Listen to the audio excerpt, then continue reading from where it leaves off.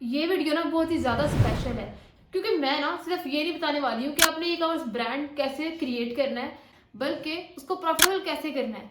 क्योंकि रेवेन्यू तो हर कोई जनरेट कर रहा है, मेन चीज़ होती है प्रॉफिट को जनरेट करना। एंड पाकिस्तान में आपको बहुत सारे ऐसे ई कॉमर्स ब्रांड मिल जाएंगे जो 7 to 8 फिगर्स का रेवेन्यू जनरेट कर रहे हैं, लेकिन जब आप उनसे प्रॉफिट की बात करते हो तो थाउजेंड्स में या लैक्स में आ जाते हैं। एंड कुछ लोग तो लॉस में चल रहे होते हैं, उन्हें प्रॉफिट ही नहीं हो रहा। एंड ये वीडियो कोई बोरिंग टाइप वीडियो नहीं है, मैं बात करने वाली फैक्ट्स के ऊपर। ई कॉमर्स ब्रांड को रन करते वक्त जो उनसे कैलकुलेशंस करनी पड़ती हैं, जो उसे हमें उसके अंदर मैथमेटिक्स यूज करना पड़ता है, किस तरह प्रॉफिट निकालना है। स्पेशली पाकिस्तान में जितने भी locally e commerce brands run हो रहे हैं ना, वो प्रॉफिट किस तरह निकाल सकते हैं। नॉट जस्ट निकालना, उसको बढ़ाना कैसे है, अपने बिजनेस के प्रॉफिट को 10x कैसे करना है, वो सब कुछ इस वीडियो में जानने वाले हैं। एंड आप ना एक नोटबुक लेकर उस पर बात लिख भी सकते हो कि जो भी कुछ मैं आपको इस वीडियो में बताने वाली हूँ, अगर आपने इसको अपने बिजनेस में इंप्लीमेंट कर लिया, अपने कॉमर्स ब्रांड में यूज कर लिया, विद इन 1 मंथ आपके ब्रांड का प्रॉफिट बहुत बढ़ जाएगा। अगर आपको पहले प्रॉफिट 10 to 20 थाउजेंड था ना, वो 1 to 2 लाख तक पहुंच जाने वाला है। सो मेक श्योर वीडियो को एंड तक मस्ट वॉच करना। एंड लास्ट 3 इयर्स के अंदर मैंने और मेरी टीम ने बहुत सारे ई कॉमर्स ब्रांड्स को लोकली एंड इंटरनेशनली ग्रो किया है, स्पेशली उनके प्रॉफिट्स को बढ़ाया है। मैं रेवेन्यू की बात नहीं कर रही हूँ, मैं बात कर रही हूँ प्रॉफिट्स की। एंड नॉट जस्ट दिस, मैंने अपनी खुद की मदर का क्लॉथिंग ब्रांड ग्रो किया है। 2 साल पहले वो ब्रांड टोटली ऑफलाइन था, लेकिन आज के टाइम में उनका business 5 to 6 lakh per month बना रहा है ऑनलाइन, जिसमें से 2 to 3 लाख उनका ग्रोस प्रॉफिट है। इवन मैंने जो ड्रेस पहना हुआ है ये भी उन्हीं के बुटीक का है। और मैं यहाँ पे कोई प्रमोशन वगैरह नहीं कर रही हूँ, मैं जस्ट आपको ये बताना चाह रही हूँ कि अगर ई कॉमर्स बिजनेस में प्रॉफिट नहीं है तो मैं और मेरी फैमिली मेंबर्स ये बिजनेस क्यों करेंगे। तो चलो पॉइंट पर आते हैं और बात करते हैं कि आपने बिजनेस को प्रॉफिटेबल कैसे बनाना है। स्पेशली अगर आप पाकिस्तान या इंडिया जैसे कंट्रीज के अंदर अपना बिजनेस स्टार्ट कर रहे हो, जहां पर आरटीओ का नंबर बहुत हाई है, रिटर्न्स बहुत ज्यादा आ रहे हैं, ट्रस्ट बिल्ड होता ही नहीं है, ऑडियंस बहुत ज्यादा रिटर्न कर रही है, मार्केट में कंपटीशन बहुत हाई है, इस तरह की सिचुएशन के अंदर अपने ब्रांड को प्रॉफिटेबल कैसे बनाना है उसके बारे में डिटेल बात करते हैं। तो क्वेश्चन ये है, how to make a local business profitable. इसका आंसर इन 5 स्टेप्स में है। एंड ये वो 5 स्टेप्स है जिनको आपने मस्ट फॉलो करना है। अगर आपने इन 5 में से 4 भी फॉलो कर लिए एंड एक को नहीं किया, तो आई कांट गारंटी यू कि आपका बिजनेस प्रॉफिटेबल हो सकता है। इन 5 स्टेप्स को डिस्कस करने से पहले मैं आपको कुछ दिखाना चाह रही हूँ। पाकिस्तान और इंडिया जैसे कंट्रीज के अंदर बेसिकली रोड मैप कैसे का होता है, मतलब प्रॉफिट निकलता कैसे है, थोड़ा सा उसको जान लेते हैं। लेट्स सपोज मेरे पास एक प्रोडक्ट है जो मैं सेल कर रही हूँ, उसकी सेलिंग प्राइस ना 1200 है, उसकी मैन्युफैक्चरिंग कॉस्ट मुझे 400 आ रही है। तो अब आप लोग कहोगे कि प्रॉफिट 800 है, लेकिन एक्चुअल में ना ये प्रॉफिट नहीं है। इसमें पैकेजिंग, डिलीवरी, फेसबुक ऐड का कॉस्ट, मार्केटिंग एंड बहुत सारा और कुछ आएगा। ये सारा कुछ निकालने के बाद जो प्रॉफिट निकलता है ना, उसको बोलते हैं एक्चुअल प्रॉफिट या ग्रोस प्रॉफिट। तो मैं ना उस प्रॉफिट की बात कर रही हूँ। एंड इतना ही नहीं, आपको आरटीओ भी आएगा। रिटर्न तो बहुत ज्यादा कॉमन है ना, आप ये नहीं बोल सकते हो कि नहीं मेरा बिजनेस बहुत अच्छा है या मैं बहुत अच्छी चीज सेल कर रहा हूँ या कर रही हूँ तो मुझे आरटीओ नहीं आएगा। ये बात आप नहीं कर सकते हो। स्पेशली अगर आप पाकिस्तान में कुछ सेल कर रहे हो तो रिटर्न तो आते हैं। एंड आपने माइंड में ये चीज रखनी है कि आपको 40% तक ऑर्डर रिटर्न आ सकते हैं। सपोज मैंने 10 ऑर्डर डिस्पैच किए हैं, तो आपने ये चीज माइंड में रखनी है कि इन 10 में से 4 ऑर्डर्स के रिटर्न आने की पॉसिबिलिटी है, क्योंकि ये चीज बहुत कॉमन है, मैंने खुद फेस की है इसलिए बता रही हूँ। तो आरटीओ में आपका लॉस तो होता है क्योंकि आपके डिलीवरी के चार्जेस कट जाते हैं एंड बहुत सी और चीजें। सपोज मैंने एक मंथ में 60,000 की सेल्स की है, जिसमें प्रोडक्ट की मैन्युफैक्चरिंग कॉस्ट 20,000 आई है, 5 to 7,000 तक आपके आरटीओ की कॉस्ट होगी। देन जो आपने फेसबुक ऐड रन करनी है या टिकटॉक ऐड रन करनी है, कोई भी टाइप की आपने ऐड चलानी है, उस पर आपको थोड़ी सी इन्वेस्टमेंट करनी पड़ती है ताकि आपको ऑर्डर आ सके। तो वो मैं 15,000 लगा रही हूँ। तो सारे एक्सपेंसेस को कट करने के बाद जो एंड रिजल्ट निकलता है ना, जो एंड पे प्रॉफिट आता है, that is around 20K। Just 20,000 मेरा प्रॉफिट है। अब जो ये प्रॉफिट आया ना, इसको 30 कैसे करना है, इसको 35 कैसे करना है, उसके बारे में इस पूरी वीडियो में डिस्कस करने वाले हैं। आई होप आपको बेसिक आइडिया हो गया होगा कि प्रॉफिट कैसे निकालते हैं, मतलब कैसे आपने आरटीओ निकालना है, कैसे आपने अपना मार्केटिंग कॉस्ट निकालनी है, आपने मैन्युफैक्चरिंग कॉस्ट निकालनी है। अगर प्राइवेट लेवल है तो पैकेजिंग वगैरह भी सब उसमें आएगा, ठीक है। सबको निकालने के बाद एंड में जो प्रॉफिट आता है उसको हम बोलते हैं एक्चुअल प्रॉफिट। तो अब बात करते हैं 5 पॉइंट्स की जिसको आपने यूज करना है अपने बिजनेस को प्रॉफिटेबल बनाने के लिए। तो पहला पॉइंट है, चूज हाई मार्जिन प्रोडक्ट। जब भी आप प्रोडक्ट चूज कर रहे हो तो आपने हमेशा हाई मार्जिन प्रोडक्ट चूज करना है जिसके अंदर आपका प्रॉफिट बहुत अच्छा हो। और जो मैं रिकमेंड करूंगी दैट इज 1200। अगर आपका प्रॉफिट 1000 पीकेआर से कम है, सपोज अगर आपको कोई आइटम 500 की पड़ रही है, उसको आपने 1500 में सेल करना है। अगर 1000 की उसको 2000 में सेल करना है। 1000 का आपने प्रॉफिट मार्जिन मस्ट रखना है। इससे ज्यादा कर लो लेकिन कम नहीं करो, क्योंकि कम करोगे ना तो ऑब्वियसली आपका प्रॉफिट बनेगा ही नहीं। ई कॉमर्स इतना सिंपल बिल्कुल भी नहीं इतना लगता है। इसमें आपको बहुत सारे कॉस्ट बेयर करना पड़ते हैं। Number 1 is delivery charges, then marketing के कॉस्ट, देन पैकेजिंग के कॉस्ट, देन अगर आरटीओ आ गया, रिटर्न टू ओरिजिन आ गया, उसके कॉस्ट आपको बेयर करना पड़ता है, कस्टमर को बेयर नहीं करने पड़ेंगे। तो इतने सारे कॉस्ट के बाद ना जो प्रॉफिट बनता है बहुत कम होता है, बहुत स्मॉल अमाउंट। अगर इतनी एफर्ट और स्ट्रगल के बाद प्रॉफिट बनेगा ही नहीं तो क्या फायदा इस बिजनेस का। तो मेक श्योर कि जब भी आप प्रोडक्ट यूज करो 1000 का मार्जिन तो मस्ट रखो। Second point, lower product manufacturing and sourcing cost. आप चाहे प्राइवेट लेवल करो, वाइट लेवल करो, ड्रॉप शिपिंग करो, ई कॉमर्स करो, किसी भी टाइप का मॉडल फॉलो कर रहे हो तो आपने हमेशा एक चीज मेक श्योर करनी है कि अपनी सोर्सिंग की कॉस्ट कम करो। अगर आपकी प्रोडक्ट की मैन्युफैक्चरिंग कॉस्ट 500 आ रही है, उसको आपने सोचना है कि कम कैसे किया जाए, कैसे आप उसको 300 पे लेके जा सकते हो, कैसे आप उसको 250 पे लेके जा सकते हो, इसको आपने खुद कम करना है। क्योंकि सेलिंग प्राइस तो उतनी रहेगी ना, उसको आप नहीं बढ़ा सकते हो। अगर बढ़ाओगे तो ऑर्डर्स कम हो सकते हैं। तो आपको ये सोचना है कि आप कैसे इसकी सोर्सिंग कॉस्ट कम कर सकते हो। तो इसका ना बहुत ही सिंपल सा एक सोल्यूशन होता है कि पहले आपने क्या करना है, आपने चीज को टेस्ट करना है। आप जो प्रोडक्ट सेल कर रहे हो उसे टेस्ट कर लो कि ये चीज चलने वाली है कि नहीं, मार्केट में इसकी डिमांड कितनी है, ये चीज सेल होती भी है कि नहीं होती। एक बार आपको ये पता चल गया कि चीज सेल हो सकती है या मैं इसको सेल कर सकता हूँ, उसके बाद आपने उस चीज को बल्क में ऑर्डर करना है। क्योंकि इतना तो आपको ही पता है कि जब भी आप कोई चीज बल्क में लेते हो, बल्क में ऑर्डर लेते हो, तो आपको वो चीज बहुत चीपर पड़ती है। आपको पर प्रोडक्ट या पर आइटम बहुत अच्छा खासा प्रॉफिट होता है। तो इस तरह से आप बहुत सारी अमाउंट सेव कर सकते हो। एंड ये चीज आपने सिर्फ उसी केस में करनी है जब आपको फुल श्योरिटी होती है, फुल कॉन्फिडेंस होता है अपने प्रोडक्ट के ऊपर कि yes I can sell this product. तो जस्ट उसी केस में आपने इसको बल्क में ऑर्डर करना है। Number 3, lower marketing cost. अब मार्केटिंग कॉस्ट कैसे कम कर सकते हो आप, मैं बताती हूँ। जब भी आप फेसबुक एड रन करते हो आपको ना एक कॉस्ट आती है, CPP, cost per purchase. Like अगर आप एक चीज सेल करते हो, एक आपने इसको टी शर्ट सेल कर दी और आपको कितनी कॉस्ट आ रही है इसको सेल करने के लिए, उसको हम बोलते हैं CPP। एंड बहुत केसेस में क्या होता है कि आपकी CPP बहुत बढ़ जाती है। एंड अगर आपको कॉस्ट ही बहुत ज्यादा आ रही है तो आप प्रॉफिट कैसे बना सकते हो। अगर आप सपोज कोई आइटम सेल कर रहे हो, अगर आपकी कॉस्ट उसको सेल करने की 500 आ रही है ना, आपने ये सोचना है कि इसको 300 कैसे किया जाए, इसको 200 कैसे किया जाए। कास्ट पर एक्विजिशन या कास्ट पर परचेज, ये काम करनी कैसे है मैं सब बताने वाली हूँ। एक नोटबुक ले लो एंड इन सब चीजों को नोट डाउन कर लो।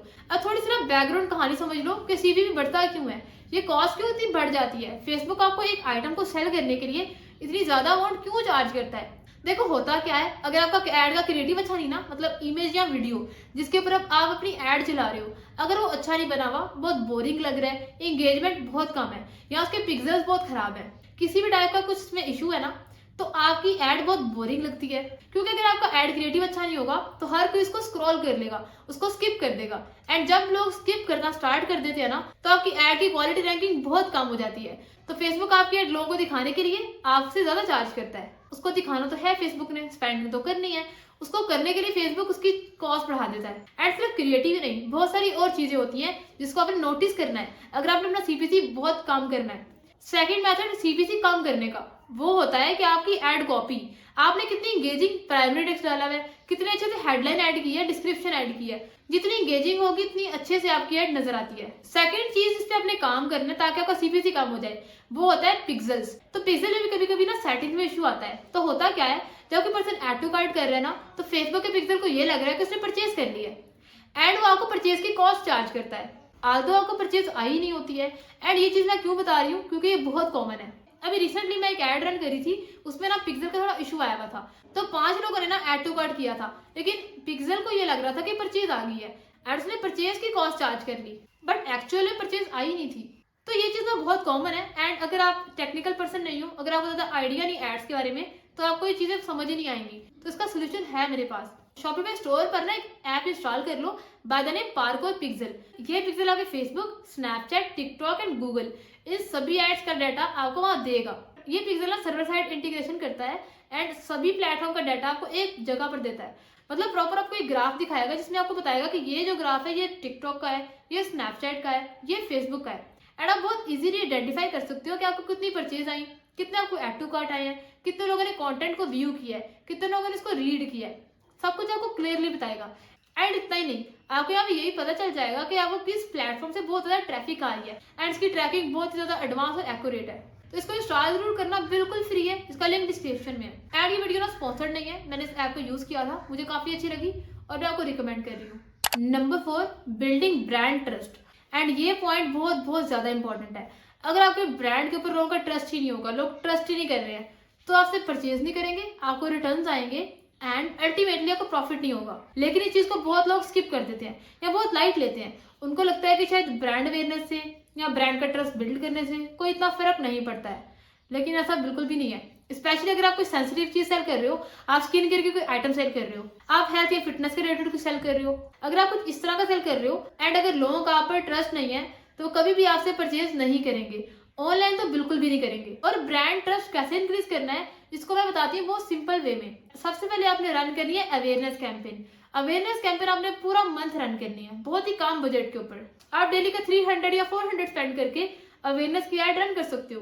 मैं आपको ये नहीं कह रही हूँ कि आप 1000 लगाओ या बहुत सारी अमाउंट अवेयरनेस के ऊपर लगा दो, ऐसे नहीं करना है। बहुत ज्यादा कम बजट के ऊपर आपने ब्रांड की अवेयरनेस की एड रन करनी है। एक तो आपने ये करना है। सेकंड पे आपने ये करना है, अपने डेली बेसिस के ऊपर पोस्ट करनी है अपने फेसबुक, इंस्टाग्राम, टिकटॉक, स्नैपचैट, हर एक ऐप के ऊपर, सारे सोशल मीडिया प्लेटफॉर्म्स के ऊपर आपने डेली पोस्टिंग करनी है। वीक में आप 3 दिन वीडियो अपलोड कर दो एंड 4 दिन आप पोस्ट लगा दो। ये चीज ना बहुत इंपॉर्टेंट है एंड ट्रस्ट बिल्ड करती है एंड आपकी ऑडियंस को आपके साथ एंगेज करती है। अगर आपका बिजनेस इंस्टाग्राम के ऊपर है तो आप स्टोरीज लगाओ, आप डिफरेंट क्वेश्चंस पूछो लोगों के साथ, इंटरेक्ट करो। एंड अगर आपका बिजनेस टोटली टिकटॉक या फेसबुक के ऊपर है तो आप लाइव सेशन कर सकते हो। ये चीज ना कस्टमर को एंगेज करती है, लोग आपसे इंटरेक्ट करते हैं, आपसे बात करते हैं एंड उनका ट्रस्ट बिल्ड होता है। एंड ट्रस्ट बिल्ड करने से होता क्या है मैं बताती हूँ। एक तो आपको आरटीओस नहीं आते हैं, मतलब रिटर्न बहुत कम आते हैं, लोग आपको ट्रस्ट करते हैं, रिटर्न नहीं करेंगे। सेकंड क्या होता है, आपको रिकरिंग कस्टमर मिलते हैं। अगर कस्टमर ने ऐसे एक बार बाय कर ली चीज, लाइक अगर आप हेयर ऑयल सेल कर रहे हो, उसने 1 मंथ यूज किया, उसको अच्छा रिस्पॉन्स मिला, सेकंड मंथ आपसे जरूर बाय करेगा। या परफ्यूम सेल कर रहे हो तो सेकंड मंथ जरूर बाय करेगा, या कुछ भी आइटम सेल कर रहे हो तो दोबारा से जरूर लेगा, वो जरूर परचेज करेगा। ऑन दी अदर हैंड अगर कस्टमर का ट्रस्ट ही बिल्ड नहीं है, आपके ब्रांड के साथ कनेक्शन ही नहीं है कोई किसी तरह का, तो वो आपसे कभी बाय नहीं करेगा। Fifth and last point, that is lower the RTO. In 5 step में सबसे इंपॉर्टेंट सिर्फ यही है कि आपने आरटीओ कम कैसे करना है। आरटीओ का मतलब होता है रिटर्न टू ओरिजिन। सपोज मैं कुछ सेल कर रही हूँ और कस्टमर ने मेरे स्टोर से कुछ बाय कर लिया है, उसको वो प्रोडक्ट पसंद नहीं आया या एड्रेस गलत हो गया, तो ऑर्डर रिटर्न आ जाएगा मुझे, तो इसको मैं बोलूंगी रिटर्न टू ओरिजिन, आरटीओ। ये ना काम कैसे करना है उसके बारे में बात करते हैं, क्योंकि आरटीओ ना बहुत कॉमन है, स्पेशली पाकिस्तान जैसे कंट्री में आरटीओ की रेशियो बहुत बढ़ गई है। एंड आरटीओ आने की बहुत बड़ी रीजन ये भी होती है कि हम सीओडी लगा देते हैं, कैश ऑन डिलीवरी। जब भी हम कैश ऑन डिलीवरी लगाते हैं तो कस्टमर रिटर्न बहुत ज्यादा देते हैं, क्योंकि जब उनको ऑर्डर मिलता है तो बोलते हैं हमने ऑर्डर ही नहीं किया, या ये बोलते हैं कि हमें ये चाहिए ही नहीं, या कुछ भी बोल देते हैं, तो इस तरह से वो ऑर्डर रिटर्न आ जाता है। एंड ये चीज तभी होगी जब आप सीओडी करोगे। एंड अगर आप ये सोच रहे हो कि मैं प्रीपेड लगा देती हूँ अपनी वेबसाइट के ऊपर, अपने स्टोर के ऊपर, एंड प्रीपेड लगाने से मुझे रिटर्न आएंगे ही नहीं, तो ये ना बहुत बड़ी मिस्टेक करने वाले हो। क्योंकि पाकिस्तान में ना 75% तक वो लोग हैं जो कि सीओडी से बाय करते हैं, वो प्रीपेड ऑर्डर्स लेना पसंद नहीं करते हैं। अगर आप सिर्फ प्रीपेड के थ्रू जाना चाह रहे हो अपने स्टोर के ऊपर, तो आप बहुत बड़ी ऑडियंस को लूज कर सकते हो, एक बहुत बड़ा कस्टमर नंबर जो आपसे बाय तो करना चाह रहा है, लेकिन क्योंकि आपने सीओडी का ऑप्शन दिया ही नहीं है तो ऑर्डर ही नहीं करेगा। तो इसलिए ये मिस्टेक कभी भी नहीं करनी है कि आप सीओडी को खत्म ही कर दो, सिर्फ प्रीपेड लगा दो। तो इसका बेस्ट सोल्यूशन क्या है मैं आपको वो बताने वाली हूँ। तो फर्स्ट ऑफ ऑल आपने अपने स्टोर के ऊपर दोनों ऑर्डर रखने हैं, सीओडी भी रखो और प्रीपेड भी रखो। पहली चीज जो आपने करनी है ना, आपने ये करना है कि आपने प्रीपेड के अंदर 100 रुपीज का डिस्काउंट दे देना है एंड सीओडी के अंदर आपने 100 बढ़ा देने हैं, तो कस्टमर को 200 का लॉस हो रहा है। अगर कस्टमर प्रीपेड के थ्रू जा रहा है वो 200 सेव कर लेगा, लेकिन अगर वो सीओडी का ऑप्शन चूज करेगा तो उसको 200 एक्स्ट्रा पे करने पड़ेंगे। तो ये चीज करने से ना काफी सारे लोग प्रीपेड पे शिफ्ट हो जाएंगे, आपको पहले से पे कर देंगे, लेकिन सारे नहीं होंगे। तो उसका क्या किया जाए, तो मैं आपको एक ऐप बता रही हूँ जो कि बहुत ज्यादा काम की है। ऐप का नेम है क्विक सीओडी एंड चेकआउट। ये ऐप ना बहुत काम की है, इसके बहुत सारे बेनिफिट्स हैं। ये ऐप करती क्या है, क्या बेनिफिट्स देगी आपको, सब बात करेंगे। मैंने आज से 1 मंथ पहले ही कुछ लोगों को ऐप का रिकमेंडेशन दिया था एंड 1 मंथ के बाद जब मैंने इनसे दोबारा पूछा ना कि आपको रिटर्न आ रहे हैं कि नहीं, तो उन्होंने बोला कि हमें 20% तक रिटर्न कम हो गए हैं, उनके बिजनेस में प्रॉफिट्स आ रहे हैं। ये ऐप ना शॉपिफाई से वेरीफाइड है, बिल्कुल फ्री टू यूज है, इसको आप इजीली इंस्टॉल कर सकते हो, कोई मसला ही नहीं आने वाला। जैसे कोई पर्सन इसके ऊपर आता है ना, ऐड टू कार्ट पर क्लिक करता है तो उसको मोबाइल नंबर वेरीफाई करना पड़ता है। ये ऐप ओटीपी सेंड करेगी उसके नंबर पर एंड ओटीपी वो फिल करेगा, देन ही वो आगे मूव कर सकेगा, देन ही वो ऐड टू कार्ट कर सकेगा। इस तरह से बहुत सारे अनसीरियस पीपल जो लोग इंटरेस्टेड नहीं है वो सब लोग इस चेकआउट को पास करेंगे एंड देन ही वो आगे मूव ऑन करेंगे। तो इस तरह से आप बहुत अच्छे तरीके से लोगों को फिल्टर आउट कर सकते हो कि जो लोग इंटरेस्टेड ही नहीं है वैसे ही ऐड टू कार्ट कर रहे हैं, वो सभी लोग चले जाएंगे वापस। एंड जिन लोगों ने एक्चुअली बाय करना है, वो प्रोडक्ट को लेना है, उसको एक्सेप्ट करना है, सिर्फ वही लोग आगे मूव कर सकेंगे। बहुत सारे लोगों की ना परचेज हिस्ट्री अच्छी नहीं होती है, वो सिर्फ ऐड टू कार्ट कर लेते हैं या रिटर्न्स बहुत ज्यादा करते हैं। तो उन सभी लोगों का सिर्फ प्रीपेड का ऑप्शन नजर आएगा, सीओडी का ऑप्शन हाइड हो जाएगा उनसे। और जब वो सीओडी का ऑप्शन नहीं होगा, प्रीपेड करेंगे तभी वो ऑर्डर तक जाएंगे, वरना वो ऑर्डर कर ही नहीं सकते हैं। तो ये दो बहुत बड़े फिल्टर हैं जो कि आपको सेव कर सकते हैं रिटर्न से। आपको आरटीओ नहीं आएंगे, जब आरटीओ नहीं आएगा तो लॉस ही नहीं होगा और प्रॉफिट तो अपने आप बन जाएगा। एंड एक बहुत ब्यूटीफुल सी ट्रिक है आरटीओ को कम करने के लिए। करना क्या है, आपने वेबसाइट के ऊपर ना दोनों ऑप्शन लगाने हैं, सीओडी एंड प्रीपेड। अब होगा क्या, आप सीओडी के अंदर लिखोगे 200 एक्स्ट्रा, ठीक है, फॉर डिलीवरी या किसी भी चीज के लिए, एंड प्रीपेड के अंदर आप फ्री डिलीवरी लगा दो। इस तरह से बहुत सारे लोग जिनका माइंड बना होगा ना कि मैंने चीज बाय करनी है, यहाँ पर ट्रस्ट भी होगा उनको, वो सभी लोग ना आपको प्रीपेड ही चूज करेंगे क्योंकि उन्हें डिलीवरी कॉस्ट बचानी होगी ना, इसीलिए। एंड मैं कोई हवा में बातें नहीं कर रही हूँ, मैंने इस चीज को 7 to 8 स्टोर्स के ऊपर खुद लगाया था, इसका रिजल्ट चेक किया था एंड ऑलमोस्ट 70% तक जो लोग थे ना वो प्रीपेड में शिफ्ट हो चुके थे। जस्ट टू से द डिलीवरी कॉस्ट, इस वीडियो के फौरन बाद अपना स्टोर ओपन करो और देखो वहाँ पे अपनी चीज की है कि नहीं की, अगर नहीं की तो उसको करो। एंड ये जो 5 पॉइंट मैंने आपको बताए हैं, अगर आप ये सारा कुछ फॉलो करते हो तो आई एम गारंटिंग यू आपका प्रॉफिट बहुत बढ़ेगा। अगर आपका पहले प्रॉफिट 10 से 20 हजार था, वो 1 लाख तक चला जाएगा, काफी बड़ा डिफरेंस आ जाएगा। ऑनेस्टली मैं अपने एक्सपीरियंस से बता रही हूँ। अगर आपने अपने ब्रांड का ट्रस्ट नहीं बिल्ड किया, अपने ब्रांड की अच्छी इमेज नहीं क्रिएट की, तो ये सारे पॉइंट्स बिल्कुल बेकार हैं, कोई काम नहीं आने वाला। स्पेशली अगर आपका प्राइवेट लेवल है एंड अगर आपका प्लान ये है कि अपने बिजनेस को लॉन्ग टर्म लेके जाना है, तो ऑनेस्टली स्पीकिंग इस पर जरूर काम करना। एंड सेकेंडली आपने काम करना है अपने आरटीओ के ऊपर। तो मैंने आपको सारे पॉसिबल मेथड बता दिए हैं आरटीओ कम करने के, आपने कैसे प्रॉफिट बढ़ाना है, कैसे अपने लॉस कम करना है एंड अपने ई कॉमर्स ब्रांड को सस्टेन कैसे करना है। तो मेरा जितना भी एक्सपीरियंस है ना, मैंने जितना कुछ लर्न किया इस पूरे टाइम के अंदर अपने क्लाइंट्स की एड्स रन करते वक्त, मैंने सारा कुछ आपके साथ शेयर किया है। अगर आपको वीडियो अच्छी लगी, don't forget to subscribe to this channel and like this video. I will see you all in the next one.